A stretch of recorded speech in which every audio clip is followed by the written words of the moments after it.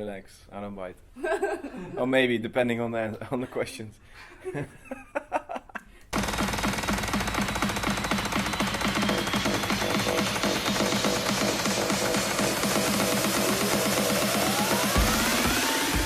Hey guys, this is Dannic and it's an exclusive interview with Sindhen app.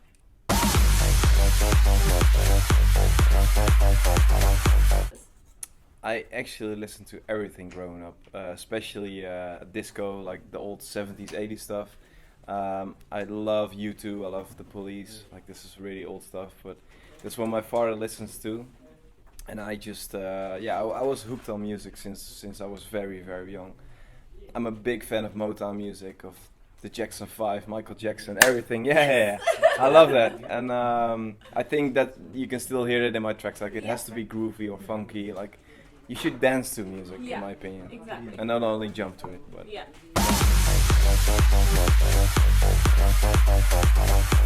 DJing. Yeah, I started when I just turned 17.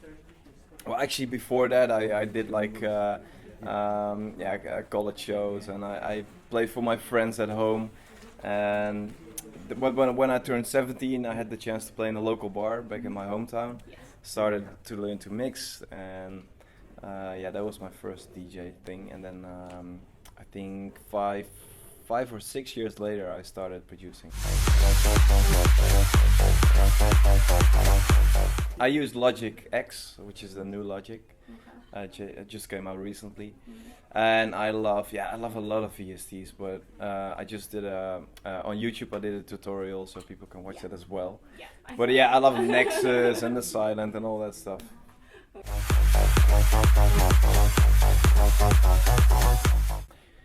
A bit of both, because I'm always like touring, and so electronic music is where I live for and what I listen to every day. And of course in my DJ shows I'm playing electronic dance music. So actually the DJ shows inspire me to produce my next track or my next song.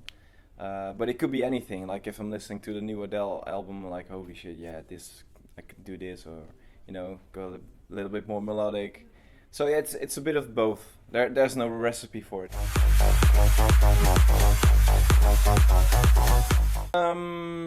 In my sets, I'm always looking for creativity, and of course I have like a Logic build-up in my set. So towards the end, I'm gonna play a little bit harder, and in the beginning a little bit more groovy, more funky, just get the people moving. So I always produce what I need in my set. So for instance, if I need a more funky track, I'm gonna make a funky track, and if I need a more melodic track, I'm gonna make a melodic track. But I always, I try to listen to something that catches my ear, and it can be anything. Like, it can be like a melody, but it also can be like a beautiful vocal that I like. And sometimes I only use like a certain part of the song, and I just make a mashup out of it or an edit. I actually did that. I can't play them in my sets though, but I did I think 10 remix of Motown tracks, and it's really funky. It's really disco house, if you want to call it that way. Are you gonna play that tonight, perhaps? Maybe. I do have it on my USB stick, but it's not really EDM-ish. It's not what people would expect from me, but maybe I can play, Maybe after hours,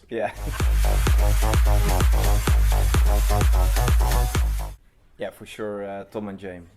The guys I did Clap with, collaboration. Yes. I actually, I learned, I think it's like 3 years ago that I met them, and they're actually from the same area where I live. Yeah.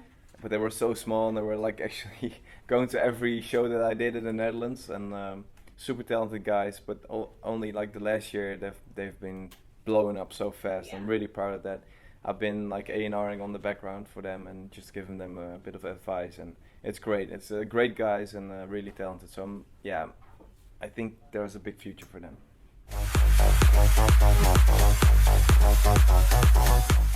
Ooh. Alive, John Legend. I think he's before his big hits, I was listening to his albums and just love his voice and the soul he has in his voice. And that, it sounds cliche, but definitely Michael Jackson, like his grooves and his voice is so unique. Like there's no one other than him.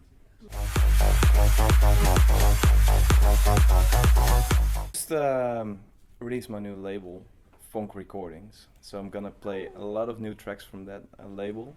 The first release is a track by me. It's called Funky Time, which says it all. Very looking Time forward for to the that funk. one. Yeah, so I'm gonna play, I think 6 or 7 new tracks.